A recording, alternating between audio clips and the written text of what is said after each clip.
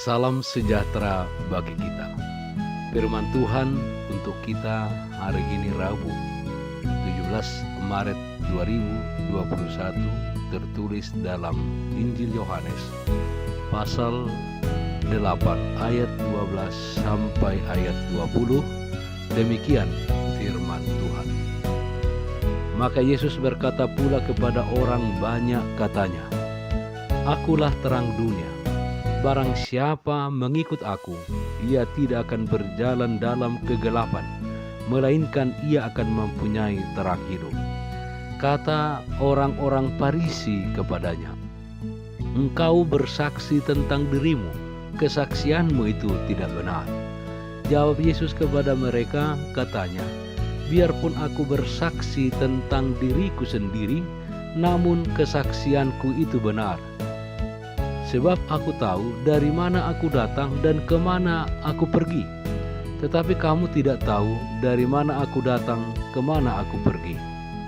Kamu menghakimi menurut ukuran manusia. Aku tidak menghakimi seorang pun. Dan jikalau aku menghakimi, maka penghakimanku itu benar. Sebab aku tidak seorang diri, tetapi aku bersama dengan Dia yang mengutus aku. Dan dalam kitab Tauratmu ada tertulis bahwa kesaksian dua orang adalah sah. Akulah yang bersaksi tentang diriku sendiri, dan juga Bapa yang mengutus aku bersaksi tentang aku." Maka kata mereka kepadanya, "Di manakah Bapamu?" Jawab Yesus, "Baik aku maupun Bapakku tidak kamu kenal. Jikalau sekiranya kamu mengenal aku, kamu mengenal juga Bapakku." Kata-kata itu dikatakan Yesus dekat perbendaharaan, waktu ia mengajar di dalam bait Allah, dan tidak seorang pun yang menangkap dia, karena saatnya belum tiba. Mempunyai terang hidup. Saudaraku yang terkasih, coba bayangkan bila dunia ini gelap gulita, tanpa secercah cahaya sedikit pun, pasti tidak akan ada kehidupan, karena manusia tidak bisa melakukan apa-apa dan tidak ada makhluk yang dapat hidup. Terang atau cahaya adalah sesuatu yang sangat dibutuhkan oleh umat manusia, apalagi di malam hari. Kalau tiba-tiba listrik yang merupakan sumber tenaga padam pada malam hari, banyak orang yang akan bersungut-sungut, bahkan menyalahkan dan mengumpat perusahaan yang mengurus listrik tersebut. Di siang hari juga demikian sebenarnya, di rumah sakit, di kantor-kantor. Karena itu untuk berjaga-jaga disediakan genset untuk penerangan. Di rumah juga demikian, apalagi kalau baterai laptop, HP sudah lowet, atau alat elektronik lainnya yang membutuhkan tenaga listrik. Intinya adalah tenaga listrik sangat dibutuhkan, khususnya untuk penerangan. Saudaraku yang terkasih, ada sumber terang yang tidak kita dapatkan dari dunia ini, yaitu terang dunia. Bukan hanya menerangi satu daerah tertentu atau tempat tertentu saja, tetapi menerangi dunia ini yang lebih besar dari segala terang yang kita kenal, sebab Dialah yang menciptakan terang tersebut, contohnya matahari dan benda-benda langit lainnya. Terang dunia itu adalah Yesus Kristus yang menerangi seluruh kegelapan yang ada di dunia ini. Hal tersebut diproklamirkan Yesus Kristus dengan mengatakan, "Akulah terang dunia." Sebagai terang dunia ini, Yesus Kristus mengatakan bahwa Dia menyatakan kebenaran dan kesaksiannya adalah benar. Meskipun Dia menyaksikan dirinya sendiri, kesaksiannya benar, sebab Dia tahu dari mana Ia datang dan kemana Ia pergi. Yesus Kristus datang dari surga, dari Bapa yang mengutusnya, dan Dia juga akan pergi ke sana setelah Dia menyelesaikan dengan tuntas tugas yang diserahkan Bapa di surga kepadanya, yaitu menyelamatkan dunia dari kuasa dosa dan memberikan terang yang sesungguhnya kepada dunia ini.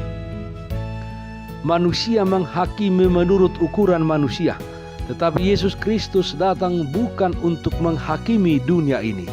Jikalaupun dia menghakimi, maka penghakimannya benar, sebab dia menghakimi dengan Bapanya yang di surga. Seperti yang dikatakan hukum Taurat, harus ada kesaksian 2 orang, sehingga disebut kesaksian itu sah. Dan penghakiman itu akan terjadi bagi orang yang hidup dan orang yang mati pada hari kedatangan Yesus Kristus kedua kalinya. Saudaraku yang terkasih, Yesus adalah terang dunia. Lama dia di dunia ini, dialah terang dunia.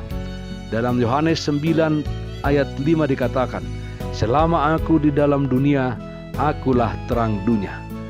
Yesus Kristus telah naik ke surga dan duduk di sebelah kanan Allah Bapa.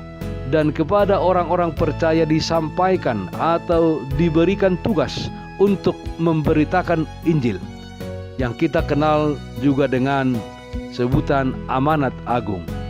Dalam Matius 28 ayat 19 sampai 20 dikatakan, karena itu pergilah, jadikanlah semua bangsa muridku dan baptislah mereka dalam nama Bapa dan Anak dan Roh Kudus, dan ajarlah mereka melakukan segala sesuatu yang telah kuperintahkan kepadamu. Dan ketahuilah, aku menyertai kamu senantiasa sampai kepada akhir zaman. Kini Tuhan Yesus menyerahkan tongkat estafet itu kepada kita anak-anaknya untuk melanjutkan tugasnya menyinari dunia ini dengan terang surgawi. Orang-orang Kristen saat ini terpanggil menjadi terang dunia ini untuk menerangi dunia yang masih di dalam kegelapan. Tuhan Yesus berkata dalam Matius pasal 5 ayat 14 dan 16, kamu adalah terang dunia, kota yang terletak di atas gunung tidak mungkin tersembunyi. Demikianlah hendaknya terangmu bercahaya di depan orang, supaya mereka melihat perbuatanmu yang baik dan memuliakan Bapamu yang di surga. Sebagai terang dunia, kita harus mempunyai terang hidup. Pertanyaannya adalah, bagaimanakah supaya kita memiliki terang hidup? Jawabannya adalah mengikut Yesus. Orang-orang yang mengikut Yesus dikatakan tidak akan berjalan di dalam kegelapan, tidak akan hidup di dalam dosa dan kejahatan. Mengikut Yesus adalah seseorang yang hidupnya seturut dengan kehendak Tuhan, dan dia akan bertahan walau penderitaan dan kesusahan menerpa hidupnya. Dia tidak akan mengingkari keputusannya untuk mengikut Yesus apapun yang terjadi. Firman Tuhan dalam Matius 10 ayat 38 sampai 39 mengatakan, barang siapa tidak memikul salibnya dan mengikut aku, ia tidak layak bagiku. Barang siapa mempertahankan nyawanya, ia akan kehilangan nyawanya. Dan barang siapa kehilangan nyawanya karena aku, ia akan memperolehnya. Selain orang yang mengikuti Yesus berjalan di dalam terang, artinya tidak hidup dalam perilaku-perilaku kegelapan, orang yang mengikut Yesus juga adalah orang yang mempunyai terang hidup. Terang yang bersumber dari Yesus yang ada pada diri seseorang tersebut tidak berguna hanya untuk menerangi dirinya sendiri, melainkan terang yang ada pada seseorang itu hendaknya dihidupkan untuk menerangi orang-orang di sekitarnya. Matius pasal 5 ayat 15 mengatakan, lagi pula orang tidak menyalakan pelita lalu meletakkannya di bawah gantang, melainkan di atas kaki dian, sehingga menerangi semua orang di dalam rumah itu. Melalui kehadiran kita yang adalah terang hidup, kiranya setiap orang dihidupkan untuk hidup di dalam kehendak Allah dan melakukan kehendak Tuhan di dalam kehidupannya. Tuhan Yesus yang adalah terang dunia bukan menghakimi kegelapan, tetapi menerangi kegelapan itu agar kegelapan tersebut diubah dan dikalahkan. Ada sebuah kalimat bijak mengatakan, daripada mengutuki kegelapan, lebih baik menyalakan pelita. Hiduplah sebagai terang, sebab kita mempunyai terang hidup yang bersumber dari Yesus yang adalah terang dunia ini. Sehat-sehat di dalam Tuhan, marilah kita taat akan protokol kesehatan dengan memakai masker, rajin mencuci tangan dengan pakai sabun dan air yang mengalir, menjaga jarak dan menghindari kerumunan. Jangan lupa berdoa dan tetap semangat di dalam Tuhan. Marilah kita berdoa. Ya Tuhan Yesus yang telah menerangi hidup kami, kiranya kami menjadi terang hidup untuk menerangi semua orang. Amin.